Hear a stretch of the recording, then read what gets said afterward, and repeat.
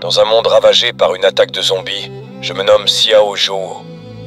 Il y a quelques années, j'ai perdu toute ma famille lors de cette apocalypse terrifiante. Cependant, le destin m'a offert une opportunité unique, retourner dans le temps.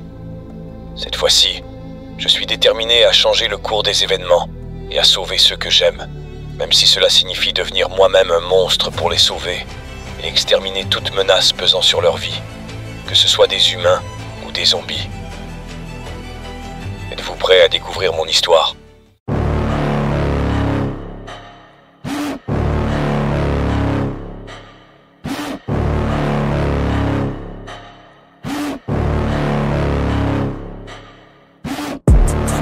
Inside of me, you better watch out if your enemy's a road ahead of full prophecy to be the greatest beast the world has ever seen. I feed him every day like the bones clean. I feed him all the hate and he grows mean. He gets claws real big, pissed off quick, and if you cross him you might drop dead. Metaphorically, of course, settling the score, never getting bored, loves the blood and gore, always wanting more, freedom from the source. They don't really understand until they feel the force apart it. If you start shit, you'll be heartless in the darkness, torn apart quick, you left scars ripped, you'll be chewed up and discarded. And this world ain't right, won't accept it. Negative energy, I expect it. So fight for your life and reject it. You better give me space, I'm protective. My adrenaline spikes when I'm threatened. And if you stay in my way, I'm aggressive. Cause when there's no exit, I'll kill when I'm desperate.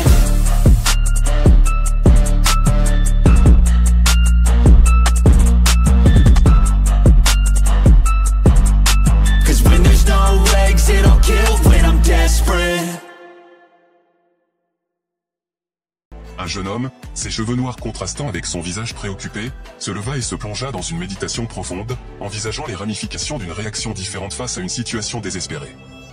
Il se trouvait dans le hangar, tenant un grand couteau, et à ses pieds, une vache les yeux bandés attendait, peut-être pour ne pas anticiper son destin imminent. La raison derrière cette décision mystérieuse était floue, d'autant plus qu'il avait une profonde affection pour ses animaux. Un homme et une dame d'âge avancé observaient la scène, échangeant des commentaires sur les pensées énigmatiques qui tourmentaient le jeune homme. Ils étaient vraiment perplexes face à son intention apparente d'abattre ses propres vaches, une action en contradiction avec l'amour qu'il leur portait. La situation était tout à fait déconcertante. Déjà, le jeune homme avait pointé le couteau vers la tête de la vache. Son visage, calme et déterminé, suggérait une attaque imminente, mais quelque chose l'avait arrêté. Une jeune fille alluma une cigarette, créant une ambiance chargée de fumée de tabac. Le jeune homme se retourna avec colère, semblant la considérer comme la source principale de tous ses problèmes. La cause de ses tourments était finalement révélée, une séduisante jeune femme arborant une mini-jupe bleue et un haut noir dévoilant ses épaules et les bretelles sexy de son soutien-gorge noir. La fille expirait la fumée en direction du jeune homme, engageant une conversation où elle suggérait de considérer la veille comme une plaisanterie. Elle ajouta de manière catégorique, « Même si tu allais jusqu'au bout avec tes vaches et même si tu me donnais une dot de 10 000 €, je ne me marierai pas avec toi. Tu ne devrais pas rêver autant. » Le jeune homme, fixant les ongles bleus de la fille et la cigarette consumée comme son amour, entendit parler d'une rivalité financière, son prétendant rival offrait 200 000 € et une voiture en cadeau de mariage. L'observateur dénigra le jeune homme, le traitant d'imbécile pour ses actions motivées par l'amour. La grand-mère approuva, suggérant qu'il y avait d'autres jeunes filles célibataires dans le village. Malgré cela, le jeune homme était déterminé, prêt à tout pour l'amour. Il demanda aux gens de cesser leur bavardage et de partir s'ils avaient fini.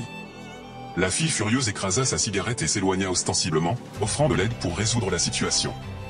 Cependant, le jeune homme ne semblait pas apprécier sa gentillesse.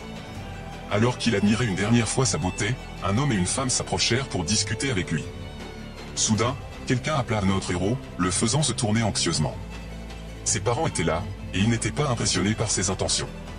Son père lui conseilla de parler s'il avait des problèmes, et sa mère le supplia de lâcher le couteau et d'éviter des bêtises. Les mains du jeune homme se relâchèrent, laissant tomber le couteau, et il sembla réaliser l'ampleur de la folie à laquelle il était sur le point de succomber. Ses parents parvinrent à le calmer, dissipant momentanément la douleur qui le tourmentait. Il se rapprocha d'eux, les embrassa chaleureusement, exprimant sa gratitude pour leur présence et leur bonne santé.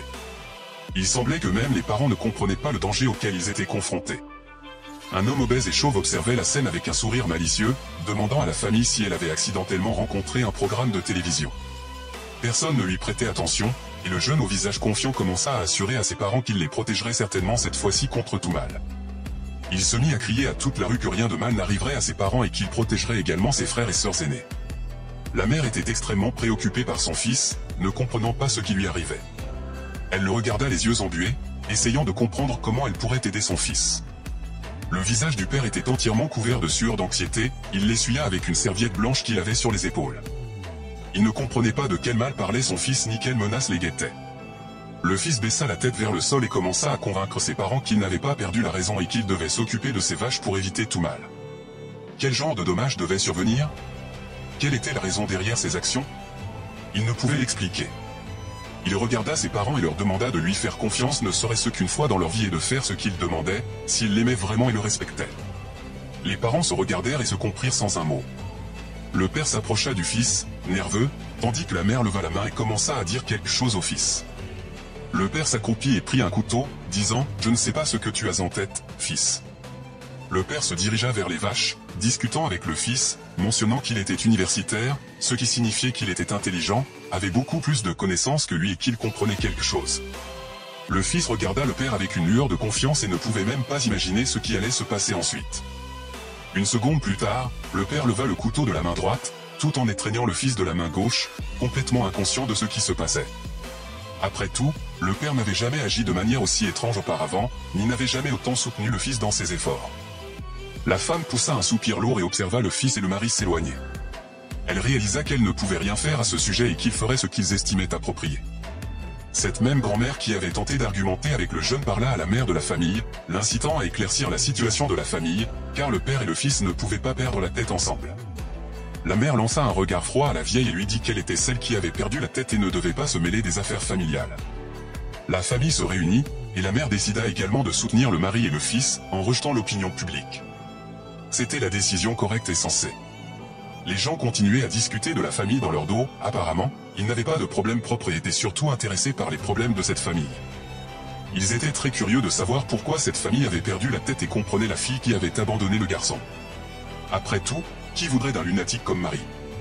Le garçon déverrouilla l'écran de son téléphone portable et vit qu'il était déjà 14h17, ce qui ne lui plaisait pas. Il réalisa que le temps était compté. Il regarda les vaches dans les enclos, comprenant déjà leur destin, et se dit qu'il ne restait moins de 4 heures et qu'il devait se dépêcher. Le garçon leva la main et cria fort qu'il avait besoin de 3 personnes pour l'aider à rassembler les vaches. Il attendait une réponse immédiate. Les personnes qu'il a contactées n'ont pas prêté attention, mais dès qu'il a évoqué l'argent, leurs yeux se sont illuminés. Elles étaient prêtes à tout pour de l'argent. Se précipitant vers lui, elles se bousculaient, se vantant de leurs compétences respectives. Chacune voulait gagner de l'argent et montrer sa supériorité. 2 garçons se sont particulièrement distingués, l'un aux cheveux blonds se disant fort et compétent, et l'autre aux cheveux sombres assurant à notre héros qu'il était le meilleur choix. Peu importait à notre héros qui l'aiderait, l'essentiel était de mener à bien la mission rapidement et sans encombre. Après avoir réfléchi un moment, il a levé un doigt pour faire son choix. Il a opté pour ces garçons impulsifs. Ils se sont regardés, une étincelle de rivalité s'est allumée entre eux. Xiao Zhuo, un peu plus rond, en retrait et peu remarqué, a également eu l'opportunité de gagner de l'argent. Faisant tourner nerveusement le téléphone dans sa main, notre héros a observé ses parents et les 3 garçons avides d'argent s'occuper de la première vache. Il ressentait de la compassion pour l'animal, bien sûr, mais le temps pressait, et il n'avait pas d'autre choix. Il a saisi le téléphone et a appuyé sur un bouton particulier, ses doigts tremblaient d'excitation, frôlant à peine l'écran. Il s'est avéré que quelqu'un l'avait appelé, ou qu'il avait appelé quelqu'un, mais ce n'était pas clair. On lui a demandé s'il pouvait tout vendre contre de l'argent, à quoi notre héros a répondu affirmativement, disant que c'était très urgent. S'ils étaient vraiment intéressés, ils pourraient tout vendre à moitié prix. Il a mentionné que s'ils acceptaient tout d'un coup, il pourrait offrir une réduction supplémentaire. Apparemment, il était dans une situation terrible, presque implorant la personne d'acheter quelque chose. Quelques instants plus tard, notre protagoniste avait déjà chargé sa voiture. Dans le coffre, il y avait un paquet enveloppé dans un tissu bleu attaché avec des cordes pour éviter tout déballage. Un sac rouge à rayures blanches et bleues tomba au sol avec un bruit sourd. Il était prêt. Il n'avait pas le choix. Le jeune homme qui s'appelle Xiao Zhuo se tint là, comptant les billets rouges et perdu dans ses pensées. Ses parents ont essayé de lui demander quelque chose, mais il n'a pas réagi. Il était profondément absorbé par ses propres pensées, le visage très triste. Sa mère lui dit qu'elle avait tout fait comme il l'avait demandé et que sa famille avait subi des pertes de dizaines de milliers. Elle ne comprenait pas si de telles pertes étaient justifiées. Xiao Zhuo ouvrit la fermeture éclair du sac, révélant la pile de billets rouges. Il y en avait beaucoup. Il passa ses doigts dessus, assurant à son père et à sa mère que le risque était justifié et qu'il comprendrait bientôt tout. Il accrocha le sac sur son épaule et s'apprêtait à entrer dans la voiture. Il demanda à ses proches de rentrer chez eux en courant et de ne pas revenir tant qu'il ne serait pas de retour. Il leur demanda de ne pas ouvrir la porte à personne et de ne pas sortir. Ce furent les dernières instructions qu'il donna à ses parents. Ils le regardèrent avec des larmes aux yeux. Ils croyaient en leur fils de tout cœur, mais ne pouvaient même pas imaginer ce qu'il avait planifié. Leur inquiétude était sans limite.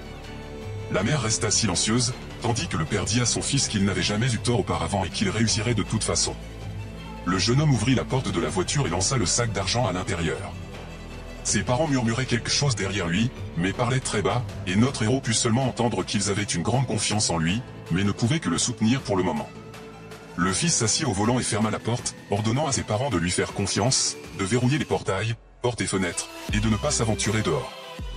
Il répéta cela pour la 10e fois, mais était extrêmement préoccupé par ses parents. Il aurait répété cela 100 fois, s'il le fallait. Sans attendre, la voiture accéléra, et à la montre, il était déjà 16h11. Notre héros craignait vraiment d'arriver en retard au pont qu'il devait traverser. Il vit sa ville une dernière fois, mais cela ne l'intéressait plus. Ses pensées étaient préoccupées par l'endroit où stockaient des armes et des munitions, combien de mois de provisions de céréales ils avaient dans la cave. Il conduisait la voiture d'une main, l'autre appuyée sur la coudoir. Son regard était contemplatif, et il savait que le véritable chaos commencerait dans 2 heures. Maintenant, il nous incombait de comprendre ce que ce chaos impliquait. Et voici ce que cela implique, soudainement, tous les animaux, y compris le bétail, subissent une mutation sans raison apparente. Ils deviennent cruels, avec des dents ensanglantées, attaquant les humains. Ceux qui sont mordus par les animaux présentent les mêmes symptômes que les animaux, et dans cette folie, les gens perdent la sensation de douleur et ne désirent que la chair. Si tu es mordu ou griffé, l'infection est inévitable. En conséquence, au cours du mois suivant, plus de la moitié de la Terre sera infectée. Ils seront partout. En un an, moins de 1 million de personnes resteront en vie. Difficile à imaginer, compte tenu de la population de la Terre qui est de 8 milliards. Notre héros se souvient de sa vie antérieure, où il a perdu sa mère, son frère, sa sœur, son père, mais il est retourné du futur. Il n'est pas arrivé intentionnellement dans le passé, mais puisqu'il a la chance de tout réparer, pourquoi ne pas essayer? Je pense que tout le monde a déjà rêvé de remonter dans le temps et de corriger quelque chose. La voiture continuait d'accélérer à travers la ville, tandis que notre héros réfléchissait à éviter que la tragédie ne se reproduise, à sauver autant de personnes que possible. Avec tout l'argent gagné grâce à la vente des vaches et de ses autres biens, il a acheté divers articles en ville. Plus précisément, un générateur diesel et une réserve de carburant. Il a acheté toutes sortes de câbles, lampes de poche, cordes, batteries, tronçonneuses, haches, pioches et autres outils défensifs. Il a également acheté une grande quantité de médicaments d'urgence, d'analgésiques, d'antibiotiques et de bandages. Ce sont les choses qu'il a le plus prises. Enfin, il a réservé l'achat le plus important pour la fin. Il s'est dirigé vers une usine avec d'énormes tubes de production. Dans cette usine, il avait l'intention d'acheter de la poudre à canon. Avec son sac, il a essayé d'entrer par une porte spécifique et a réalisé que s'il parvenait à acheter de la poudre à canon, il pourrait bientôt prendre l'initiative dans les premiers stades du chaos. Avec un pouvoir de feu, il est finalement entré dans la salle où un homme était assis dans un fauteuil, les jambes croisées. À côté de lui se trouvait une fille élégante, probablement sa secrétaire. Leur visage était dans l'ombre, et la pièce était trop sombre pour distinguer leurs traits. Mais le visage de l'homme s'illumina, et il croisa les mains sous le menton, s'adressant à notre héros. Il dit que le poste de sécurité l'avait déjà informé, probablement en voyant le grand sac sur l'épaule de Xiao Zhuo, et lui demanda s'il était venu pour une affaire importante ou simplement par hasard. Peut-être était-il simplement un ami de la secrétaire. En entendant ces mots, la secrétaire rougit et baissa les yeux. Le jeune homme frappa le sac sur la table, faisant un bruit fort, montrant ainsi la gravité de ses intentions et laissant clair qu'il n'était pas venu ici pour jouer. Il lança un regard sévère à l'homme et l'affronta. Notre héros était venu discuter du sujet et, après un moment de silence, évoqua le nom de l'homme. Il se nommait Lin. En ouvrant la fermeture éclair du sac, il révéla des liasses de billets rouges. Il informa l'homme que le sac contenait 100 000 $ en espèces, montrant ainsi qu'il ne plaisantait pas. L'homme le regarda avec un air insatisfait, voire méprisant, et interrogea de nouveau le jeune homme sur la présence réelle de 100 000 $ dans le sac. Apparemment, il trouvait difficile de croire qu'une telle somme puisse être réunie. Se tournant vers la secrétaire, déjà agitée, il lui demanda si elle avait déjà parlé auparavant. Qu'a-t-elle dit? À qui? Et pourquoi l'a-t-elle dit? Il ne précisa pas. L'homme éclata de rire, ses yeux roulèrent en arrière et sa bouche s'élargit énormément. Il se moqua de notre héros, le qualifiant d'innocent et amusant. Puis, son visage changea, et il sourit malicieusement, dévoilant ses 32 dents. Il affirma que l'un avait mentionné qu'il voulait une rançon de 100 000 $, et Xiao Zhuo avait vraiment réussi à réunir la somme totale. La fille appela l'homme monsieur et lui dit que tout n'était pas comme il le pensait. Elle affirma qu'elle n'avait absolument rien à voir avec le jeune homme. Notre héros brisa tous les rêves roses de la fille selon lesquels elle signifiait quelque chose pour quelqu'un. Après une pause, il pointa le sac d'argent et dit à l'homme qu'il lui donnait de l'argent pour acheter de la poudre noire. L'homme joignit ses mains, formant une petite maison. Apparemment, c'était sa position préférée des mains. Il demanda au garçon s'il était vraiment en train de plaisanter. L'homme déclara qu'ils avaient une entreprise sérieuse et qu'il ne voulait pas orienter son produit dans la mauvaise direction, cela pourrait lui coûter la vie et sa carrière. Notre héros connaissait le point sensible qu'il pouvait exploiter. Il déclara qu'il ne savait rien sur le commerce illégal, mais qu'il savait qu'en décembre de l'année dernière, une fille en robe bleue était décédée dans une usine forestière appartenant à l'homme. Peut-être qu'elle pourrait éclaircir ce qui se passait. L'homme comprit que Xiao Zhuo en savait beaucoup et avait deux options, faire ce qu'il demandait ou l'éliminer discrètement. Xiao Zhuo remit l'argent et dit qu'il achèterait la poudre. Après tout, les deux avaient des atouts dans leurs manches, et il valait mieux ne pas créer de scandale. L'homme regarda Xiao Zhuo et comprit qu'il n'avait pas le choix. Il appela sa secrétaire et lui demanda si elle se souvenait qu'il n'avait pas encore approuvé le rapport trimestriel. La fille se tenait là, sans comprendre ce qui se passait. Il se tramait un crime économique. L'homme mentionna que le temps promettait d'être humide, et qui sait ce qui pourrait arriver avec la poudre. Il voulait se débarrasser de la poudre et la remettre au garçon. C'est ce qu'il ordonna à la secrétaire de faire. La fille n'avait pas le droit de refuser et accepta de suivre les ordres du chef. La peur envahit son esprit, la peur que le commerce illégal de poudre soit lié à elle. Notre héros resta confiant, ne se tournant même pas pour regarder sa bien-aimée quand elle sortit du bureau. Apparemment, elle était la moindre de ses préoccupations pour le moment. Xiao Zhuo regarda la jeune fille et dit que son oncle prenait bien soin de sa famille et qu'ils étaient très reconnaissants.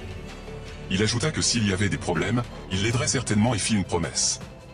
La fille observait les événements avec un regard triste, incapable de quitter le bureau. Elle ne comprenait rien à son comportement, mais chaque femme a ses particularités. Notre héros tendit la main à l'homme qui était prêt à lui vendre la poudre, apparemment s'attendant à une poignée de main ferme en guise d'au revoir. Mais l'homme assis dans le fauteuil avec les jambes croisées ne réagit absolument pas. Il n'avait aucune intention de montrer du respect au garçon naïf. Il resta simplement assis là, perdu dans des pensées intéressantes. Ses yeux brillaient d'une lueur rouge diabolique, et son large sourire révélait sa malice. Il avait quelque chose en tête, mais nous découvririons bientôt quoi. Le vent soufflait très fort, faisant balancer les arbres, risquant de se briser. La voiture de notre héros s'arrêta devant sa maison, son coffre rempli de diverses choses. Le héros sortit de la voiture, referma la porte et réalisa qu'il était arrivé à temps. Il restait une demi-heure avant que l'action ne commence, et pour l'instant, tout était calme. Il claqua la porte avec force et commença à appeler ses parents, espérant qu'ils allaient bien.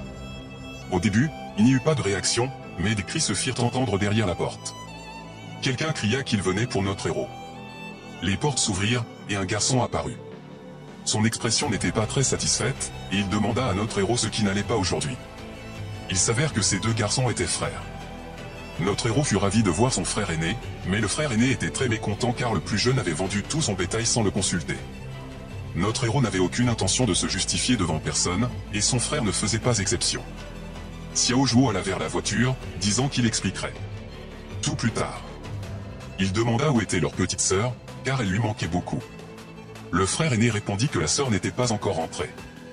La respiration de notre héros s'arrêta pendant une seconde, son cœur battit encore plus vite, et une douleur aiguë lui traversa la poitrine. Sa sœur pourrait être en danger, car elle n'était pas encore rentrée. Dans sa vie précédente, à cette époque, sa sœur était déjà rentrée. Apparemment, notre héros ne connaissait pas l'effet papillon, et cet effet se produisait en ce moment même. Les plus petites modifications dans le passé, et pas seulement dans le passé, peuvent changer le cours des événements. Le visage de notre héros était couvert d'une sueur collante de peur. Xiao Zhuo ouvrit rapidement la porte de la voiture sans même s'en rendre compte et dit à son frère aîné qu'il allait rapidement chercher leur petite sœur. Il se tourna vers lui et lui cria de ne pas quitter les portes, quoi qu'il arrive. Il dit qu'il irait chercher leur sœur et reviendrait. Le frère tenta de l'arrêter à travers les portes ouvertes, mais la voiture avait déjà avancé, ne laissant que des nuages de fumée mêlés de poussière. Le frère aîné, regardant ces nuages marrons, réussit à dire seulement que le frère devait revenir rapidement et sain et sauf. La voiture accéléra à une vitesse fulgurante sur le pont, éclairée par un magnifique coucher de soleil. Notre héros tenait fermement le volant, essayant de tirer le meilleur parti de la voiture, car chaque seconde comptait. Il regarda la route, mais ses pensées étaient ailleurs. Il se souvint que le premier jour, ce sont les animaux qui sont devenus zombies. Il y avait peu d'humains mutants, et l'école se trouvait dans une ville où le danger était beaucoup plus grand qu'au village. Si sa sœur était encore à l'école, des choses irréversibles pourraient se produire. Notre héros se promit qu'il ne laisserait plus aucun de ses proches mourir cette fois-ci. Absorbé par ses pensées, il ne remarqua même pas un chien, ou peut-être un loup, surgissant soudainement sur la route. Freinant au dernier moment devant sa voiture, il ne parvint pas à éviter la collision, projetant l'animal loin de la voiture. Tout ce qui resta fut une fontaine sanglante dans l'air. Notre héros heurta violemment sa tête contre le volant, laissant probablement une bosse à l'endroit de l'impact. La voiture laissa une longue traînée de dérapage, et le corps de l'animal gisait éparpillé sur la route. Il toucha la plaie à son bras, essayant de comprendre ce qui s'était passé, mais son regard fut captivé par quelque chose de terrifiant. Horrifié, il observa la créature qui l'avait heurté, réalisant qu'elle n'était pas morte, mais qu'elle avait acquis une nouvelle vie en tant que chien zombie. Notre héros comprit qu'il avait de moins en moins de temps, peut-être même plus du tout. Les événements nous conduisent à l'école, où l'on va bientôt découvrir ce qui s'est passé là-bas. Il y a une heure, 3 étudiants assis à leur bureau discutaient de notre héros, ne comprenant pas comment il pouvait sacrifier tout le bétail de sa famille pour une fille. Pour les enfants, cela semblait être une grande absurdité, mais ils ne comprenaient toujours pas les raisons de son acte et les dangers qui guettaient la fille. La fille qui avait décroché le téléphone, proclamé le nouveau numéro 1 dans tout le quartier, se tourna vers la camarade assise qui écrivait assidûment dans son cahier. Cette fille était la sœur de notre héros, intimidée par les actions de son frère. La fille qui lui parlait lui demanda si elle avait honte de son frère. La sœur de Xiao Zhuo, astucieuse, comprit qu'il était inutile de répondre à des questions provocatrices. Elle continua simplement à écrire silencieusement dans son cahier, mais ses camarades ne se calmèrent pas. La fille expliqua que la personne pour laquelle le bétail avait été vendu travaillait maintenant dans une usine de feux d'artifice, et que son frère avait complètement perdu la tête, tout comme toute la famille. La sœur cadette de notre héros, fatiguée d'entendre ces absurdités, se leva de la table et était probablement prête à quitter la salle de classe. Ses camarades continuèrent à l'insulter. La même fille lui montra une photo du frère sur son téléphone portable, affirmant que ses parents lui permettaient de faire ces choses. La sœur frappa la main de la camarade audacieuse, qui persistait à affirmer que la famille était devenue folle, et arracha le téléphone de sa main. Le téléphone tomba par terre, rebondissant plusieurs fois avant de s'arrêter. La propriétaire du téléphone sursauta et adopta une posture de combat, apparemment prête à se venger de son téléphone. La sœur de notre héros se dirigea vers la sortie de la salle de classe, ne voulant plus écouter ces sottises. Elle en avait assez, mais la camarade audacieuse n'avait pas l'intention de la laisser partir et demanda où elle allait. La sœur de notre protagoniste commença à ramasser le téléphone de la fille par terre. La professeure entra dans la classe, et la sœur de notre héros s'excusa délibérément pour son imprudence et pour avoir laissé tomber le téléphone de la fille. Elle promit de le lui rendre immédiatement. La professeure semblait mécontente de la situation. La sœur de notre héros serait incroyablement intelligente si elle avait concocté un tel plan. Elle attira l'attention de la professeure sur le téléphone interdit à l'école. La professeure rappela que les règles de l'école interdisaient les téléphones, et apparemment, la confiscation précédente du téléphone n'avait rien appris à la fille. Elle se rendit à son bureau avec le téléphone, déclarant à la fille qu'elle rapporterait la situation à son père et ne lui rendrait le téléphone que plus tard. La professeure ordonna à la sœur de notre héros de retourner à sa place et de ne pas perturber le cours. La fille était très satisfaite car la perturbatrice avait été punie. Elle passa devant son bourreau en disant présomptueusement qu'elle regrettait que les choses se soient passées ainsi et qu'elle ne savait pas que la professeure arriverait si tôt. Elle savait parfaitement tout, et c'était l'essence de son plan, mais elle devait le frotter au visage de son agresseur. La fille n'afficha qu'une moue d'insatisfaction, comprenant qu'il valait mieux ne rien faire dans sa situation. La pluie tambourinait sur le toit de l'école, tentant de jouer une mélodie intéressante. Les gens ouvraient des parapluies colorés au-dessus de leur tête pour éviter de mouiller leurs vêtements de travail. Cependant, ces personnes ne comprenaient pas que très bientôt, elles n'auraient peut-être plus besoin de ces vêtements. La rétribution semblait être arrivée pour la sœur de notre héros, qui s'assit par terre après avoir heurté sa tête contre le mur de la salle de classe. Comme on peut facilement le deviner, la coupable de cette fuite était la même fille en querelle qui avait dit que la sœur de notre héros avait été très courageuse récemment. Mais maintenant, elle se tut soudainement. Elle attrapa les cheveux de la fille et tenta de la relever dans l'intention de lui infliger le maximum de douleur possible. Elle voulait entendre une explication de la sœur de notre héros, mieux encore, recevoir des excuses. Les larmes jaillissaient des yeux de la sœur de notre héros. Si seulement elle se souvenait qu'elle devait être en faction avec elle aujourd'hui, elle n'aurait pas fait cela avec son téléphone. La fille prit un couteau et tendit la lame, probablement pour l'intimider, ou peut-être avait-elle vraiment des intentions plus sérieuses. Avec l'une de ses mains, elle agrippa la tête de la sœur de notre héros, et de l'autre, elle approcha le couteau, disant que si elle restait silencieuse, elle ouvrirait elle-même la bouche. La voiture de notre héros roulait dans la rue mouillée, et il espérait arriver à temps. L'école était très proche, et il regardait l'heure sur le tableau de bord de la voiture pour rester toujours attentif à ce qui se passait. À un moment donné, derrière le pare-brise mouillé, il vit quelque chose qui l'horrifia et le stupéfia. Les gens sortaient en courant de l'école, suppliant tous ceux qui étaient encore à l'intérieur ou près de l'école de sortir rapidement et de sauver leur vie. À l'intérieur de la salle de classe, un couteau tomba au sol avec un son caractéristique, près d'une flaque de sang. La sœur de notre héros avait une expression inquiète dans les yeux, et son visage était taché de sang. Son agresseur était assis par terre, se couvrant la bouche de la main, et le sang coulait, tachant sa chemise blanche et immaculée. Apparemment, il y avait tellement de sang que la fille s'étouffa et commença à cracher par terre. La sœur de notre héros l'observait sans un brin de pitié ou de remords. Quelqu'un avait eu ce qu'il méritait. La fille lui demanda si ça allait, bien que la quantité de sang indiqua que les choses n'allaient pas très bien. La sœur de notre héros se leva et se précipita vers la sortie pour s'échapper rapidement de la scène du crime. Son agresseur continuait à verser du sang par terre. La fille courut sur le balcon de l'école et se mit à crier qu'il y avait une personne blessée à l'intérieur du bâtiment de l'école, saignant abondamment, et qu'elle avait besoin d'aide de toute urgence. Mais dehors, personne ne faisait attention car la rue était pleine de cris causés par des zombies se nourrissant de chair. La fille regardait cette scène sans comprendre ce qui se passait. On aurait pu soupçonner quelque chose si elle s'était retournée. Elle aurait alors vu une étudiante infectée qui la fixait avec avidité, semblant anticiper le goût de sa chair. Le zombie avait attaqué la jeune fille il y a peu. Autrefois une étudiante ordinaire, elle était maintenant devenue un zombie impénétrable, aux yeux démoniaques rouges et à la peau verte. Il tira la langue à la jeune fille, prêt à l'inclure dans ses rangs. La fille s'assit par terre, et le zombie s'abattit sur elle, apparemment sans s'attendre à un tel mouvement. Elle se couvrit les oreilles de ses mains, espérant que cela l'aiderait à éloigner le zombie. À ce moment-là, le zombie qui avait tenté de mordre notre jeune fille, tomba au sol avec un bruit distinct. Cependant, ce n'était que la moitié du problème, car quelque chose apparut à la porte. Maintenant transformée en zombie, elle reconnut sa camarade de classe maintenant transformée en zombie, les yeux rouges brillants. Ne pouvant se venger en tant qu'humaine, peut-être, en tant que zombie, elle pourrait le faire pleinement. La sœur de notre héros ne comprenait pas ce qui se passait et reculait avec peur, suppliant sa camarade de ne pas la toucher car elle était encore très jeune. La camarade essaya de la toucher avec ses mains, mais la fille protégea son visage des mains répugnantes du zombie. Cependant, la camarade zombie n'avait pas l'intention de s'arrêter et continua à atteindre les yeux de la sœur de notre héros avec ses mains. En quelques secondes, quelque chose d'irréversible pourrait se produire, et notre héros s'en voudrait pour le reste de sa vie. Le bâtiment de l'école était rempli de pluie, et les sons de cris sauvages de peur et de haine résonnaient à l'intérieur. La sœur de notre héros fut sauvée par son frère, qui réussit à éloigner la camarade zombie d'un coup de pied bien placé. La jeune fille était complètement choquée par ce qui se passait, et l'apparition inattendue de son frère la choqua encore plus. Mais les zombies n'abandonnèrent pas. Ils se rassemblèrent pour une nouvelle attaque. Notre héros tenait fermement un couteau à la main, offrant aux zombies une retraite pacifique ou un démembrement. Les zombies choisirent la deuxième option, et l'un d'eux se dirigea vers notre héros. Comme promis, sa tête se retrouva détachée du corps avec un mouvement rapide du couteau. Le frère regarda sa sœur avec un regard empli d'amour et de compréhension. Il savait qu'il était arrivé à temps. Il dit qu'il était venu taquiner sa sœur et la sauver. La fille rougit profondément, ne dit rien en réponse à son frère, des larmes jaillissant de ses yeux. Dehors, sans se laisser décourager par le temps pluvieux, les zombies continuaient à errer à la recherche de leurs victimes. Le processus implacable était en marche. Le temps dehors ne s'améliorait pas, mais heureusement, il ne se détériorait pas non plus.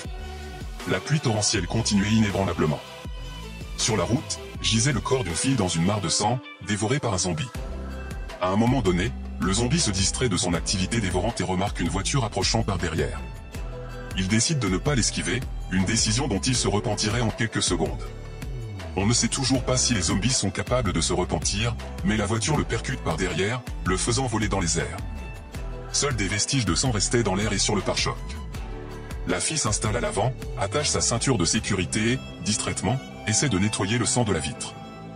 Bien sûr, c'est impossible, car le sang est à l'extérieur.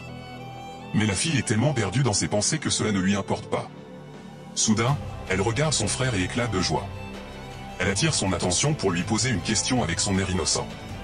Elle interroge son frère pour savoir si tout cela ressemble à un jeu de zombies, si c'est réel, et le coup de pied qu'il a utilisé à l'école semble être un coup de super-héros. La jeune fille est propulsée loin de l'impact du coup. Cette question irrite son frère, car comment sa sœur peut-elle assimiler une situation réellement menaçante à un simple jeu? Sans détourner les yeux de la route, il lui dit d'arrêter de poser des questions futiles. Et si elle a peur, Elle devrait simplement pleurer, il la comprendra et ne se moquera pas d'elle. La jeune fille reste silencieuse et ne répond pas à son frère. Ou plutôt, elle ne sait pas quoi lui dire, car il l'a récemment sauvée.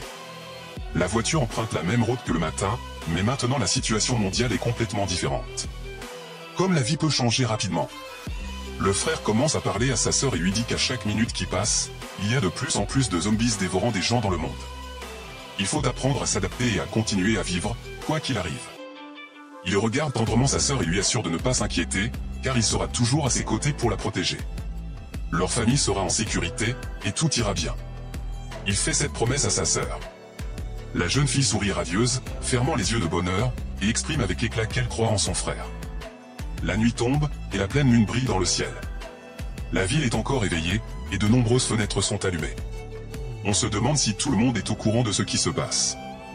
Nos héros frappent à la porte, et une famille effrayée leur ouvre. Les parents sont très heureux que leur fils et leur fille soient revenus indemnes. Xiao Zhuo regarde ses parents avec un regard fatigué et demande si tout est calme et si rien ne s'est produit pendant son absence. La mère, en étreignant sa fille, dit avoir entendu récemment des cris dehors, mais elle et le père n'ont pas osé sortir, maintenant tout semble calme. Xiao Zhuo réfléchit et détourne le regard des parents pour plonger dans ses pensées. Il se souvient que dans sa vie précédente dans le village, il restait très peu de personnes, et les mutants craignaient la lumière du soleil. Ils avaient eu assez de temps pour préparer les défenses, pour l'instant, mais leur tâche principale reste de survivre à la nuit. Le frère aîné de Xiao Zhuo demande pourquoi il a acheté tant de choses, mais réalise que tout semble être un désastre. En refermant la porte de la voiture, Xiao Zhuo dit au frère aîné que toutes les explications viendront plus tard. Pour l'instant, tous les membres de la famille doivent aider à transporter tout, de la camionnette à l'intérieur de la maison. Ils doivent se dépêcher car la phase principale de l'activité des zombies est sur le point de commencer. Xiao Zhuo montre le couteau attaché à sa ceinture aux parents et leur dit que, quoi qu'il arrive, ils doivent surveiller la maison. Il sera absent pendant un certain temps, mais reviendra bientôt. La mère est profondément préoccupée par son fils, et son expression change instantanément. Elle ne veut pas le laisser partir, mais la fille insiste pour que la mère ne s'interpose pas, car ils doivent écouter le frère, car il a prédit la catastrophe. La sœur semble commencer à soupçonner quelque chose, mais ne le montre pas. Peut-être est-elle la seule à comprendre que son frère se comporte différemment du normal. Les souvenirs de l'école reviennent à Xiaomei, et elle réalise que l'intuition de son frère ne ment pas. Le corps de Xiao Zhuo se manifestait différemment à l'école, et maintenant était le moment idéal pour le tester. Il sautait de toit en toit à la lumière de la lune, convaincu qu'au milieu de tout ce chaos, il devait trouver quelqu'un possédant les mêmes compétences que dans sa vie précédente. Cela leur conférerait un avantage et augmenterait leurs chances de survie. Une grande demeure éclairée par la lueur de la lune nous fut révélée. À l'intérieur, quelqu'un criait qu'il n'en pouvait plus. Quelques personnes apparemment folles frappaient aux fenêtres de la maison. Derrière elle, se tenait une belle jeune fille aux cheveux longs essayant de contenir l'attaque de ces personnes. Elle criait qu'il fallait se dépêcher et savait qu'ils étaient inquiets pour leurs proches. Cependant, les zombies étaient sur le point d'avancer.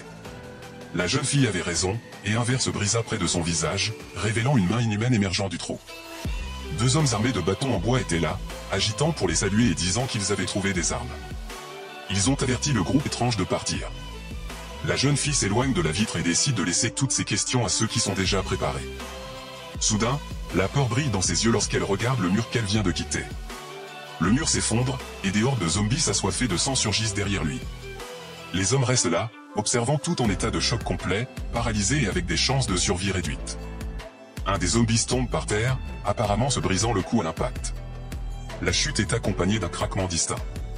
Après cela, le zombie ne se relève plus. La fille se retourne pour regarder le zombie, s'assurant qu'il ne représentera plus une menace pour personne. Elle regarde le mur et ne peut comprendre comment une telle chose s'est produite. Les zombies qui auraient dû se désintégrer ont été escaladés par le héros avec son fidèle couteau. Les hommes le regardent, stupéfaits de surprise. C'est le même idiot qui a vendu les vaches à la fille. L'homme aux lunettes ajuste même ses lunettes pour le voir mieux. Xiao Zhuo lance un regard furieux à la fille, comme s'il voulait lui enseigner quelque chose. La fille écarquille les yeux sans comprendre ce qui se passe. Encore un instant de peur, et la fille aurait été morte, mais sa vie est sauvée par Xiao Zhuo, qui réagit rapidement et décapite le zombie menaçant sa vie d'un mouvement rapide de son couteau. Il fait voler la tête du zombie, et des éclaboussures de sang se répandent dans la pièce. La fille plisse les yeux, surprise, essayant de se rappeler le nom de son héros. Le gars attrape le visage de la fille, comme s'il voulait l'embrasser, et répond à la question avec un regard. Il pince ses jouets, après un examen plus approfondi, réalise qu'elle est la même fille dont le corps n'était pas infecté et qui pourrait lui être utile. La fille résiste à ce traitement et ne comprend pas ce que le gars veut d'elle. Le gars se souvient que dans sa vie précédente, cette fille était chez ABIM, une impitoyable exterminatrice de zombies avec un énorme fusil. Maintenant, elle ne lui ressemble en rien, et cela doit être corrigé. Terrorisée, la fille s'éloigne du gars, pensant qu'il est un obsédé et que quelque chose de mauvais va lui arriver par politesse. Le gars demande si elle a une blessure ou une égratignure et si elle a été mordue par un zombie. La fille répond que personne ne l'a mordue et qu'elle n'a pas besoin d'aide. Un vieil homme observe Xiao Zhuo sans comprendre ce qui se passe. Il est complètement différent de lui-même. L'homme aux lunettes prend une batte et se lève en défense de la fille.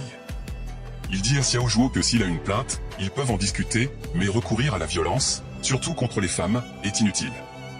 Xiao Zhuo se lève et ferme les yeux pensifs, alors que l'homme aux lunettes dit qu'il a tué l'oncle Nu et le frère Juan.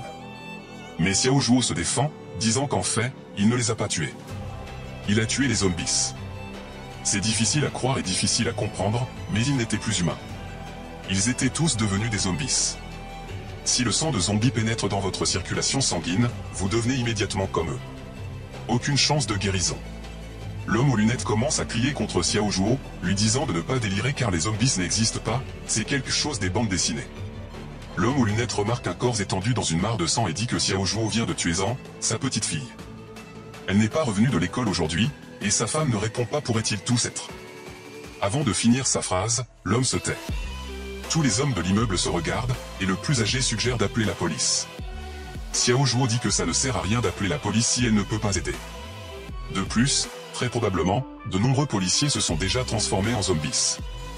Soudain, quelqu'un applaudit bruyamment et demande à tous de lui prêter attention. C'est le vendeur de poudre, avec son geste caractéristique. Il parle de ne pas faire confiance à un meurtrier. Il se tient au milieu de la foule avec son fidèle secrétaire derrière lui. Il dit que ce garçon a pris une douzaine de vies et prétend maintenant que la police ne va pas aider.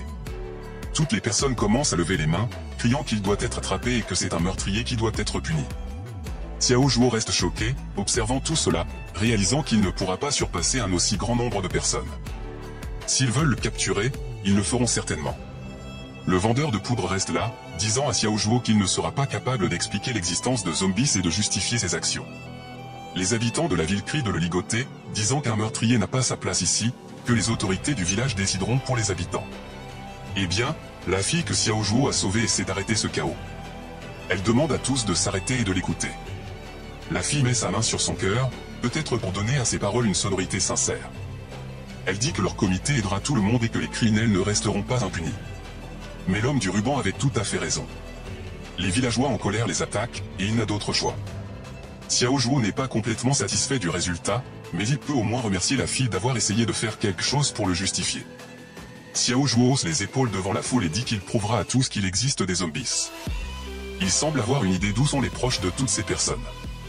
Les gens restent là à se regarder les uns les autres, ne faisant pas totalement confiance au gars, et il dit que quiconque viendra avec lui croira en ses paroles. Le gars regarde le vendeur de poudre et lui dit de venir avec lui. Après tout, l'un se doute de lui. Xiao Zhuo peut tout lui montrer. Le vendeur de poudre ajuste nerveusement sa cravate, décidant apparemment de faire ce pas effrayant. Les yeux de l'un sont empreints de contemplation. Il croit que ce gars est très suspect. Car au début de la journée, il avait obtenu une grande quantité de provisions et de poudre. Le soir, toutes ces choses étranges avaient commencé à se produire. En tout cas, si Xiao Zhuo apprend l'incident avec la fille dans la forêt, il devra emporter ce secret dans sa tombe. Xiao Zhuo se tint là, écartant les bras, continuant de convaincre les gens que les zombies existent. Il raconta qu'une multitude de villageois avaient mystérieusement disparu de la petite bourgade, située dans un endroit reculé, entouré de forêts. Inspiré par le vendeur de poudre à canon, il persista dans ses arguments. Si le vendeur considérait qu'il était un meurtrier et ne croyait pas en l'existence des zombies, cela ne lui coûterait rien de l'accompagner, à moins qu'il ne soit réellement effrayé. Lin continuait de donner des excuses. Il prétendit être simplement un individu ordinaire parmi le commun des mortels, craignant un meurtrier aussi impitoyable que Xiao Zhuo. Ils restèrent là à se fixer du regard pendant que le vendeur de poudre à canon continuait de parler. Il ne pouvait pas se déshonorer devant le peuple et déclara qu'il était obligé de l'accompagner pour la sécurité des villageois et pour retrouver leurs proches disparus. Cependant, il amènerait avec lui quelques personnes de confiance. Il prononça ces mots en souriant, dévoilant sa bande de bandits derrière lui. La jeune fille que Xiao Zhuo avait sauvée, sentant que le vendeur de poudre à canon avait quelque chose de mauvais en tête, décida de les accompagner. Cependant, ses amis ne partageaient pas tous le même avis. Un homme en chemise blanche déclara que c'était trop dangereux, et l'homme aux lunettes estima qu'il ne devrait pas agir précipitamment avant de comprendre la situation. La jeune fille méprisa les hommes et déclara que, en tant que membre du comité du village, ils étaient tenus de prendre l'initiative. Observant la situation de l'extérieur, Xiao Zhuo demanda curieusement où était la secrétaire, notant que si le secrétaire du village n'était pas avec eux, cela devait être particulier. Il se trouvait qu'aujourd'hui, après le déjeuner, lorsque les nouvelles sur la disparition des villageois commencèrent à arriver, la secrétaire partit à leur recherche et ne revint jamais. L'homme aux lunettes baissa les yeux vers le sol et révéla que sa femme avait également disparu, sans nouvelles depuis longtemps. Xiao Zhuo contempla quelque chose, réalisant que ses soupçons étaient confirmés et qu'il y avait déjà beaucoup de zombies dans le village. Ceux qui étaient entrés dans cette maison n'étaient qu'une petite partie du problème. L'homme aux lunettes rassembla son courage et déclara qu'il les rejoindrait également car il devrait remplir les fonctions de secrétaire en son absence. Il regarda Xiao Zhuo, apparemment lui faisant confiance, et insista sur la nécessité de faire preuve de prudence, d'enquêter sur tout. Un vieillard décida également de ne pas rester à l'écart et proposa de les aider. Il fournirait un abri aux gens dans ce bâtiment. Il suggéra d'utiliser 2 fourgonnettes à l'entrée pour atteindre leur destination. Les événements se déplacèrent vers la forêt, où tout le groupe de personnes sceptiques envers Xiao Zhuo inspectait une voiture blanche. La jeune fille examina la voiture avec une lampe de poche et réalisa qu'elle ressemblait beaucoup à la voiture de la secrétaire. Le vieillard toucha le capot de la main et, par la température, comprit que le moteur avait été éteint récemment. Cela signifiait que la secrétaire était quelque part à proximité. Le gars aux lunettes essaya d'appeler la secrétaire, mais le téléphone était injoignable. Encore une fois, Xiao Zhuo plongea dans les souvenirs du passé, réalisant que la vague précédente de zombies avait commencé 3 jours plus tard, se dirigeant dans cette direction. À l'époque, il n'y avait pas eu l'occasion d'investiguer l'origine de cette horde. Si le moment concordait avec le passé, il pourrait résoudre le problème de cette horde maintenant. Mais sa principale tâche était de gagner la confiance de la jeune fille, qui pourrait beaucoup l'aider à l'avenir. Xiao Zhuo dit à tous qu'ils étaient au bon endroit et qu'ils devaient maintenant s'aventurer plus profondément dans la forêt et rester vigilants. Le groupe de personnes se mit à la recherche, explorant toute la forêt à la recherche de la secrétaire. Vu d'en haut, les lanternes qu'ils utilisaient pour éclairer la forêt étaient visibles. La jeune fille avança en tête, pointant la lampe de poche devant elle. La forêt était dense, et les héros avançaient depuis longtemps sans trouver personne. Leur morale commença à s'affaiblir, affectant tout le monde, sauf Xiao Zhuo. Il s'arrêta et dit qu'il y avait peu de temps, beaucoup de personnes dans cette forêt. Il avait vu des traces dans l'herbe, des branches cassées et des taches de sang. Tout cela indiquait que des zombies s'étaient passés par là récemment. C'était un scénario typique de film de zombies, mais c'était seulement le premier jour de l'apocalypse, et tout se déroulait trop rapidement. Il devait y avoir une raison à cela. Xiao Zhuo se tenait à l'entrée d'une grotte, pointant sa lampe de poche à l'intérieur. Il demanda aux personnes de le suivre et leur dit qu'il y avait une grotte devant, mais qu'il était trop dangereux d'y entrer tous ensemble. Il irait d'abord vérifier, mais le vendeur de poudre à canon arrêta Xiao Zhuo. Il le regarda avec scepticisme et émit une idée intéressante, et si c'était une scène de crime à l'intérieur de la grotte, et que Xiao Zhuo voulait y aller seul pour effacer ses traces. Un silence s'abattit sur la foule, tous restèrent silencieux, pointant leur lampe de poche dans le vide. Xiao Zhuo poussa un soupir de frustration, exprimant sa colère envers le comportement du vendeur de poudre à canon. Il dit que cela ressemblait à un petit chien, un lâche qui ne faisait pas confiance à son maître. Jetant un regard de haine et de mépris, Xiao Zhuo fixa le vendeur de poudre à canon et lui proposa de l'accompagner s'il n'avait pas peur de la mort. Il espérait voir une montagne de cadavres à l'intérieur de la grotte. L'un comprit que le gars ne plaisantait pas, et des pensées lui vinrent à l'esprit selon lesquelles le gars avait vraiment l'intention de le tuer. Cela ne faisait que rendre les choses plus intéressantes et l'intrigua. Le vendeur de poudre à canon regarda Xiao Zhuo à l'intérieur de la grotte, véritablement curieux de ce que cachait cette grotte et comment Xiao Zhuo y était lié. Quelques minutes seulement s'étaient écoulées quand une main de zombie surgit de la grotte. Une fille zombie en robe de balai s'approcha des personnes à l'entrée de la grotte. L'homme aux lunettes la regarda et reconnut sa femme, bien qu'elle ne soit plus la même. La fille s'approcha de l'homme aux lunettes, et lui, à son tour, recula son bâton de baseball pour enlacer sa femme. Il demanda comment elle était arrivée là et raconta comment il avait essayé de la contacter à midi et était très inquiet. Xiao Zhuo lui cria de ne pas s'approcher d'elle, encore moins de la toucher, mais il était déjà trop tard. La femme de l'homme aux lunettes avait ouvert sa bouche sans vie et était prête à le dévorer. Xiao Zhuo, comme toujours, réagit rapidement. Au lieu du coup du mari, la femme zombie mordit sa lame. Xiao Zhuo dit à l'homme que sa femme ne serait plus jamais la même et qu'il ferait mieux de rester loin d'elle. Devant l'homme aux lunettes, Xiao Zhuo détruisit sa femme. Il n'y avait plus rien qu'il puisse faire. Comment pouvait-il expliquer cela à l'homme aimant? L'homme aux lunettes regarda tout cela, et des larmes jaillirent de ses yeux.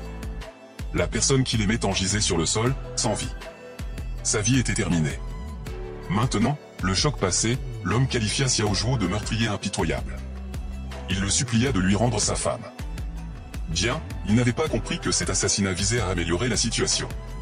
Tous les regards se sont tournés vers le mari, qui luttait, éprouvant de la sympathie pour lui. Personne ne voudrait ressentir ce qu'il vivait actuellement. L'homme aux lunettes a brandi un bâton et s'est jeté sur Xiao Zhuo, en quête de vengeance pour sa femme. Xiao Zhuo n'a pas cédé facilement et, d'un seul coup, a mis le mari à terre. Comment aurait-il pu ne pas comprendre que sa femme était devenue un zombie et qu'il n'avait d'autre choix? L'homme a perdu ses lunettes et gisait par terre, écoutant attentivement les paroles de Xiao Zhuo sur la normalité de ressentir de la colère, de la douleur et des regrets. Peu importe ce qu'il ressentait, cela ne changeait pas le fait que la femme était devenue un zombie, et Xiao Zhuo devait la tuer. Le sang coulait du couteau de Xiao Zhuo à chaque seconde qui passait. Les chances de survie pour beaucoup de personnes diminuaient. Xiao Zhuo ne pouvait qu'espérer que ceux qui étaient encore en vie n'aient pas péri. L'homme aux lunettes refusait de reculer, frappant le sol de la main, affirmant que Xiao Zhuo disait des bêtises. Sa femme était son amour et ne pouvait pas devenir un zombie. Xiao Zhuo aurait parlé différemment s'il avait vu l'homme aux lunettes tuer son être cher devant ses yeux. Des souvenirs terrifiants ressurgirent dans l'esprit de Xiao Zhuo. Sa famille gisait sur le sol, dans une mare de sang. C'était le souvenir le plus effrayant de sa vie. Il interrogea l'homme aux lunettes sur ce qu'il venait de dire, mais sans obtenir de réponse, il se tourna. Il saisit l'homme par la gorge, le soulevant en l'air. Apparemment, il voulait l'étrangler ou simplement lui donner une leçon. Il demanda à l'homme s'il avait été trop indulgent avec lui et s'il devrait être plus sévère. Xiao Zhuo exprima le désir de les emmener là-bas pour éclaircir les choses et peut-être sauver la vie de l'homme. Maintenant, il recevait beaucoup d'ingratitude de sa part. Cela irrita fortement l'homme suspendu en l'air, et il commença à suffoquer. Xiao Zhuo déclara à tous que quiconque oserait nuire à sa famille, même d'un doigt, serait immédiatement tué. Les amis de l'homme aux lunettes accoururent à son secours, demandant à Xiao Zhuo de le laisser partir. Le marchand de poudre commença à dire à tout le monde qu'il avait raison et que Xiao Zhuo était en effet un assassin cruel et qu'il n'y avait pas de zombies. Mais soudain, le frère de Xiao Zhuo se précipita vers lui et tenta de sauver l'homme des mains de ses propres proches. Il ordonna à son jeune frère, criant, de se calmer et d'être plus gentil. Le frère aîné n'eut d'autre choix que de frapper violemment la tête du frère cadet. L'homme aux lunettes tomba enfin par terre, reprenant enfin son souffle. Sa vie avait été sauvée. Le frère aîné s'assit à côté du corps de son frère agité et commença à le relever. Xiao Zhuo reprit conscience et reconnut son frère dans cette personne. Le frère aîné le regarda avec admiration et le traita d'idiot, mais il était heureux qu'il ait repris ses esprits. Il tendit la main vers le frère cadet et lui dit qu'il ne devrait pas rester trop longtemps hors de la maison, que tout le monde s'inquiétait. L'homme aux lunettes continuait de pleurer par terre, se blâmant pour la mort de sa femme car il n'avait pas pu la protéger. Le frère aîné de Xiao Zhuo s'approcha du mari en difficulté, essayant de le réconforter. Il dit que, même s'il ne voulait pas l'admettre, il comprenait au fond de lui que sa femme ne pouvait pas être ramenée. Bien que son frère fût un idiot, il lui avait sauvé la vie. Les sentiments de l'homme étaient compréhensibles, et le frère lui proposa de la haïr à sa place au lieu de haïr Xiao Zhuo. Il tendit la main à l'homme aux lunettes et lui dit qu'il devait continuer à vivre et que les habitants avaient besoin d'eux. L'homme commença à se relever, disant qu'il devait sauver les gens de son village. Xiao Zhuo observa toute la scène et comprit que son frère aîné, bien que différent, était toujours prêt à l'aider et à le réconforter. Bien qu'ils fussent frères, leur caractère était différent. Le frère aîné a toujours été populaire, tandis que Xiao Zhuo n'a jamais eu d'amis. Peu importe ce qui se passait, le frère était toujours là, le protégeant et l'aidant. Xiao Zhuo s'approcha de son frère et de l'homme en difficulté et tapota l'épaule de son frère sans raison apparente. Il commença à s'éloigner, disant mentalement à son frère que c'était à son tour de le protéger. De la grotte, un cri sauvage se fit entendre, indiquant que tous les zombies n'étaient pas partis. La fille, en entendant la voix, reconnut immédiatement son propriétaire. C'était la voix de la secrétaire qui avait besoin d'aide de toute urgence. Elle s'apprêtait à courir pour aider lorsque Xiao Zhuo bloqua son chemin, lui disant de ne pas agir précipitamment. Des bruits étranges continuaient à émaner de la grotte. L'un des hommes du marchand de poudre affirma que c'était vrai, qu'il y avait des zombies, et que la fille était elle-même un zombie. À cela, son boss lui dit que c'était des bêtises et qu'il irait là-bas pour prouver qu'il n'y avait pas de zombies. Cependant, l'un des brutes fit un pas en avant, apparemment essayant d'impressionner son boss, et déclara qu'il entrerait dans la grotte. L'homme pénétra dans la grotte et commença à crier sur celui qui, soi-disant, faisait une farce, lui ordonnant de sortir et d'arrêter d'effrayer les gens. Soudain, la lampe de poche glissa de ses mains, et l'homme disparut de la vue. Tous restèrent perplexes et ne comprirent pas ce qui s'était passé. Peut-être que seul Xiao Zhuo comprenait ce qui se passait à l'intérieur de la grotte. Il ne restait que la moitié inférieure du corps de l'homme, la moitié supérieure était maintenue par un zombie, entouré d'une énorme foule de sa propre espèce. Ceux qui ne croyaient pas en Xiao Zhuo pouvaient maintenant voir de leurs propres yeux qu'il avait raison. Le zombie se leva et tint la partie supérieure du corps du laquais par la tête. C'était une vision très effrayante. Personne ne voulait assister à cela. Après quelques secondes, le zombie lança la partie supérieure du corps dans la rue, et tous présents furent terrifiés. Le marchand de poudre ne comprenait pas ce qui se passait, et la peur se manifesta sur son visage. Personne ne comprenait la situation, et pourtant, les zombies se précipitaient vers les gens. Xiao Zhuo regarda la foule de zombies et ne put comprendre pourquoi il y en avait tant. Il pensa qu'il y en aurait moins et était sur le point de fuir, mais il réalisa que son frère et la fille qui lui étaient chers resteraient ici. La fuite n'était pas une option. Il protégea la fille et lui dit de rester derrière lui, car c'était la chose la plus sûre à faire maintenant. Quelqu'un le saisit par l'épaule par derrière, c'était son frère qui effraya beaucoup Xiao Zhuo. Les deux frères dispersèrent les zombies dans des directions différentes, s'aidant mutuellement et se complétant très bien. Le frère aîné regarda Xiao Zhuo et fut profondément blessé de voir qu'il voulait s'attribuer toute la gloire de la victoire. Les vrais frères ne font pas cela, de vrais frères partagent toujours. Les zombies commencèrent à surgir du sol pour continuer à combattre et à détruire la race humaine. Le frère de Xiao Zhuo était plongé dans le désespoir car, malgré ses attaques, les zombies parvenaient toujours à se relever. Il était perplexe face à leur vulnérabilité et ne savait pas comment les vaincre. Xiao Zhuo jeta un regard à son frère aîné et lui rappela que le point faible des zombies était le cerveau, tout comme la lumière du soleil. Son frère aîné perdit totalement le contrôle et oublia ses éléments fondamentaux. Les deux frères se tenaient côte à côte, avec la jeune fille entre eux. Le frère aîné affirmait qu'il avait certainement assez de force pour vaincre les zombies et n'avait besoin d'aucune méthode spéciale. Xiao Zhuo décida alors d'opter pour une approche classique. La jeune fille les observait avec étonnement, car ils avaient décidé de détruire la horde de zombies de leurs propres mains, sans aucune aide. Les deux frères se levèrent et discutèrent du plan d'action. Le frère aîné prévoyait de combattre les zombies en combat rapproché, tandis que le plus jeune brandissait un machette, facilitant la destruction des zombies. Les zombies luisaient de leurs yeux rouges et ouvraient leurs bouches putrides, apparemment désireux de mordre nos héros. Bien qu'il fût évident que c'était leur seul désir, le frère aîné de Xiao Zhuo ordonna d'attaquer et avança. Xiao Zhuo se dirigea vers les zombies, tandis que le frère aîné affrontait les zombies au sol. Le sang jaillissait de partout, de même que les têtes de zombies tranchées par le machette. Les zombies semblaient ne pas abandonner et voulaient continuer à se battre, exprimant cela avec leurs grognements furieux. Mais le frère aîné de Xiao Zhuo mit fin à ces grognements. Xiao Zhuo tomba au sol, et son frère, s'appuyant sur ses mains, asséna un coup très rusé et élaboré que les zombies n'avaient absolument pas prévu, les terrassant complètement. De la caverne, de plus en plus de zombies se précipitaient vers nos héros. Ils semblaient interminables et ne montraient aucun signe d'arrêt. Nos héros étaient prêts à combattre et ne reculeraient pas tant que tous les zombies ne seraient pas détruits. Xiao Zhuo, tenant un couteau, ordonna à tous de se rassembler et de pointer des lampes de poche vers les visages des zombies. S'ils approchaient, ils devaient frapper leur tête, mais surtout, ils ne devaient pas laisser les zombies les mordre, car une personne se transforme immédiatement en zombie après cela. Plus loin, un homme âgé et un homme aux lunettes étaient aux côtés de trois cadavres et discutaient. L'homme aux lunettes expliqua que deux faisaient équipe pour tuer un seul, tandis que les frères les anéantissaient par des hordes entières. L'homme ne pouvait comprendre comment ils y parvenaient. L'homme âgé expliqua que les deux frères avaient étudié les arts martiaux depuis leur enfance, et même les combattants professionnels ne pouvaient les battre, encore moins une bande de créatures mortes. L'homme aux lunettes était d'accord et dit qu'il n'avait jamais voulu tuer Xiao Zhuo et qu'il réalisait maintenant son erreur, voulant s'excuser auprès de lui et de son frère. Xiao Zhuo détruisit de nombreux zombies et monta sur leurs cadavres.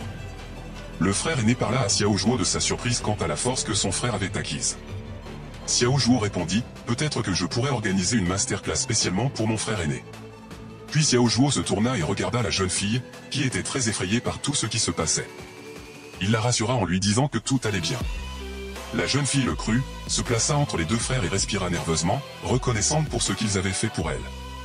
Le frère aîné déclara qu'il n'était pas nécessaire de le remercier, car c'était le frère cadet qui la protégeait constamment. Xiao Zhuo décida de ne pas écouter cela et fit signe de la main alors qu'il s'éloignait du frère et de la jeune fille. Il plaisanta en disant qu'il voulait vérifier si les autres allaient bien, puis s'éloigna. Les subordonnés du Seigneur Lin avaient été mordus par des zombies et pouvaient se transformer en eux à tout moment. Les hommes ne voulaient pas mourir et demandèrent de l'aide au patron avant de devenir des zombies. Ils furent tués par Zhuo. Yin entendit leurs cris alors qu'il se cachait derrière un arbre. Il avait peur et espérait que personne ne le trouve, mais Zhuo le découvrit et fut surpris de sa chance. Zhuo dit à l'homme de continuer à se cacher et de rester silencieux s'il voulait survivre. Xiao Zhuo s'éloigna, laissant le seigneur Lin près de l'arbre. L'homme avait peur de faire le moindre bruit et planifiait mentalement sa vengeance contre Xiao Zhuo. Pendant ce temps, les survivants examinèrent les environs, et Bing Bing dit qu'elle avait certainement entendu la voix de quelqu'un. Xiao Zhuo revint, et tous entendirent un appel à l'aide provenant de la caverne. La jeune fille comprit que cette voix était celle de la secrétaire. Zhuo dit qu'il vérifierait lui-même qui c'était, et les autres devaient retourner aux voitures. Soudain, le frère aîné dit qu'il l'accompagnerait pour se protéger. Zhuo accepta la proposition du frère, mais demanda aux autres de partir. Bing Bing ne voulait pas les laisser entrer dans la caverne seuls. Inos Masu répondit qu'il ne ferait que les gêner, et tous deux essaieraient de retrouver la secrétaire. L'oncle Nil était d'accord avec Zhuo et dit à Wang et Bing Bing que le village avait besoin d'eux. Ils commencèrent à retourner en arrière. La jeune fille ne put s'opposer et regarda simplement en arrière. Zhuo voulait empêcher la horde de zombies qui apparaîtrait dans quelques jours, car il ne voulait plus de victimes. Il espérait que la jeune fille protégerait les survivants du village. Le frère demanda s'il était encore possible de sauver la secrétaire, à quoi Zhuo répondit que celle-ci avait déjà été mordue, il n'y avait aucun moyen de la sauver. Zhuo expliqua que Bing Bing était venue au village en tant qu'étudiante pour devenir une autorité du village et avait besoin de l'aide d'une secrétaire. Soudain, Zhuo dit au frère d'arrêter. Devant eux se trouvait le cadavre desséché d'un homme. Zhuo comprit immédiatement que quelque chose n'allait pas car, contrairement aux autres zombies, celui-ci s'était transformé en momie. Derek dirigea sa lampe de poche ailleurs et découvrit la secrétaire. La lumière de la lampe éclaira le dos d'un homme demandant de l'aide. L'homme fut très heureux et se mit à crier que tout allait bien et qu'il le sauverait, disant qu'il avait très faim. L'homme se retourna, et il n'était plus un homme, mais un véritable monstre. Zhuo repoussa le frère loin des tentacules. Il se rendit compte que le zombie était très rapide, et il ne pourrait pas s'échapper.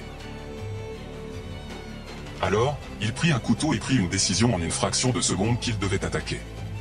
Le zombie continuait à demander de l'aide et à crier qu'il avait faim. Zhuo esquiva les tentacules et arriva près du zombie. Il frappa directement la tête du zombie, mais cela n'eut pas l'effet escompté. Le couteau ne put pas couper la tête, et l'homme fut surpris par la dureté de la peau. Il se rendit immédiatement compte qu'il s'agissait d'un zombie mutant.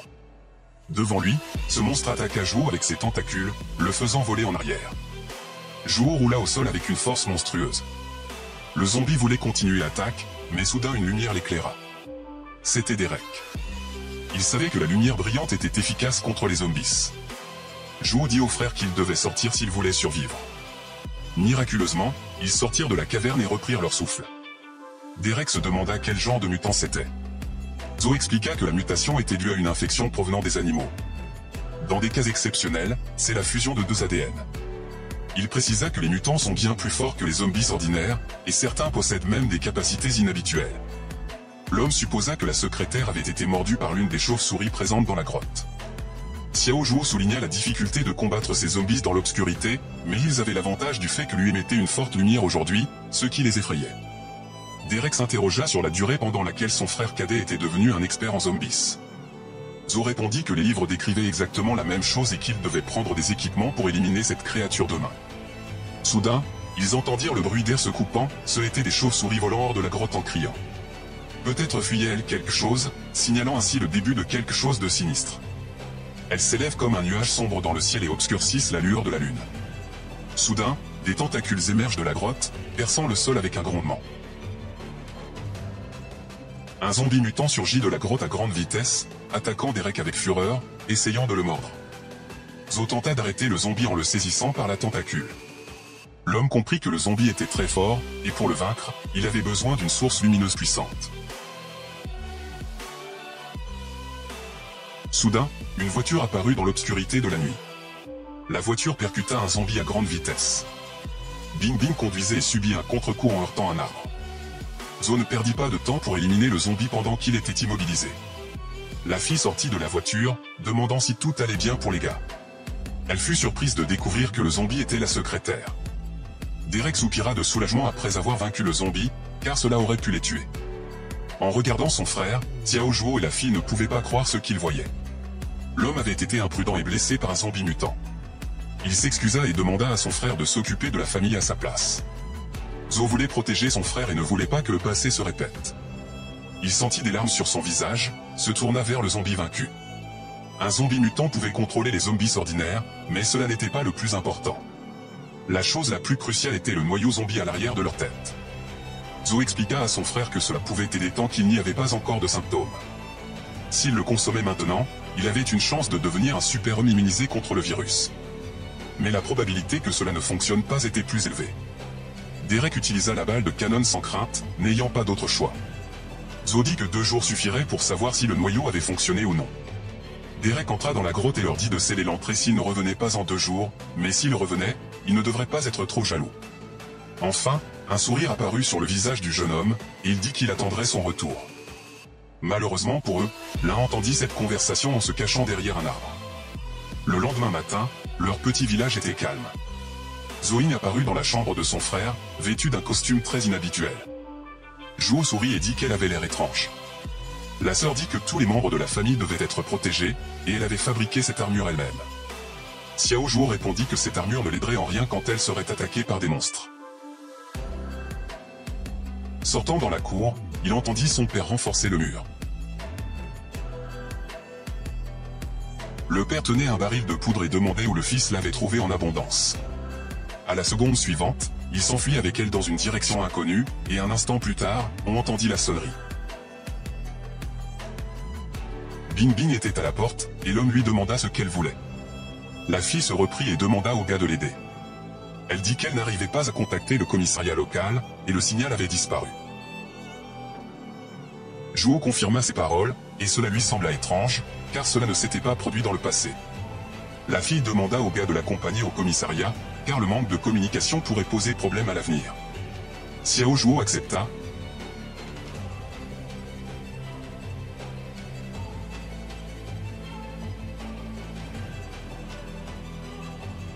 Et ils partirent en faisant leurs adieux à leurs parents. Pendant ce temps, Derek était assis seul dans une grotte. Soudain, il entendit des pas, et une sorte de liquide se répandit sur le sol.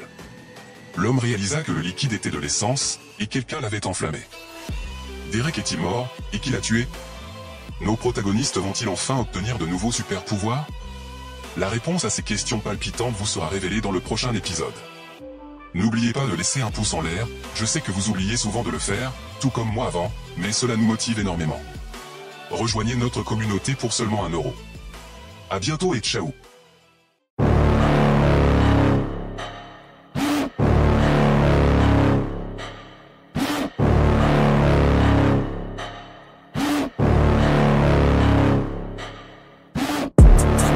Inside of me, you better watch out if you ignite me's a road ahead of full prophecy to be the greatest beast the world has ever seen. I feed him every day like the bones clean. I feed him all the hate and he grows me, and he gets claws real big, pissed off quick. And if you cross him, you might drop dead. Metaphorically, of course, settling the score, never getting bored, loves the blood and gore, always wanting more, feeding from the source. They don't really understand until they feel the force departed. If you start shit, you'll be heartless in the darkness, torn apart quick. You left scars ripped, you'll be chewed up and discarded. And this world ain't right, won't accept it. Negative energy, I expect it. So fight for your life and reject it. You better give me space, I'm protective. My adrenaline spikes when I'm threatened. And if you stay in my way, I'm